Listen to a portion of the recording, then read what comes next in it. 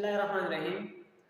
आज मैं आपको एक ट्रिक बताने जा रहा हूँ कि खुदा न ख्वास्ता किसी में शुगर हो तो आपको कैसे पता चलेगा, बगैर किसी टेस्ट के, बगैर किसी डॉक्टर की, बगैर किसी RBS MBS के। मैं आपको बताता हूँ।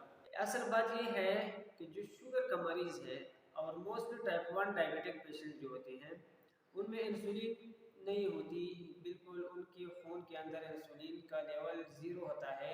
तो जो ग्लूकोज है, शुगर है, उसका इस्तेमाल नहीं होता, तो उसके बजाय चर्बी, चिकनाई का इस्तेमाल होता है।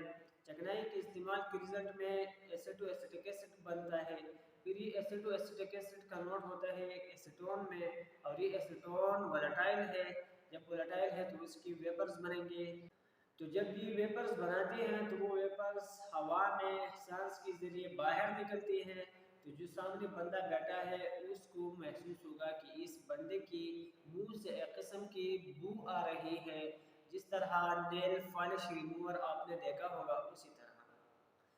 तो ये टाइप 1 डायबिटीज़ की एक बड़ी अलामत है कि उसके मुंह से इस किस्म की बू आती रहेगी, क्योंकि इंसुलिन बिल्कुल नहीं है। अब जब टाइप 2 डायबिटिक पेशेंट है, यानी जो हमारे बड़े उम्र वाले लोग हैं, उनमें जब अर्ली स्टेज हो, यानी शुरू में जब उनको शुगर हो जाए, तो वो एक्सरसाइज से, वर्जिश से, वज़न घटाने से और ज़्यादा कैलोरी ना लेने से उसका शुगर कंट्रोल हो सकता है शुरू में।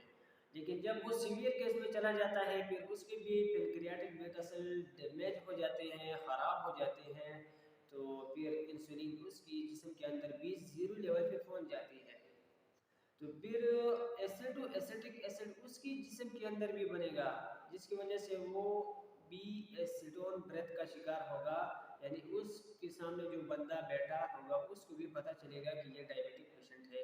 अगर इस किस्म की स्मेल खुदा न खास्ता किसी बंदे में आप मालूम कर दे, तो फिर उसको कह दे कि भाई आप अपना टेस्ट करवा दे शुगर के लिए, कि ऐसा ना हो कि बाद में बड़ा मसला बन जाए। Thank you. अल्लाह हाफिज़।